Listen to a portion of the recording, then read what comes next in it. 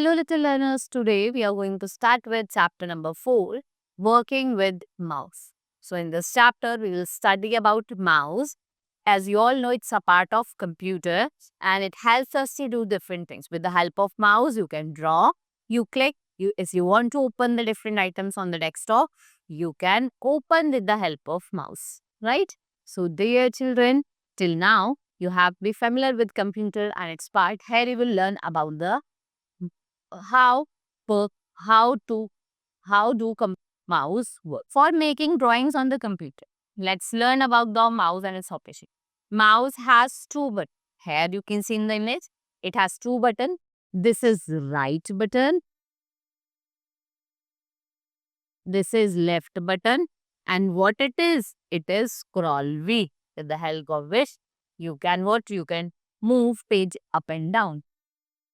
Right now, using the mouse, how you can use the mouse? As you all know, the mouse is used to select and activate any menu item or graphic directly on the screen. A slant arrow on the screen, that is called pointer, represent the mouse movement. ये क्या करता है? Mouse की movement को represent करता है. Right? Now holding the mouse. Hold the mouse using right hand in such a way that thumb should support what? Support from left side.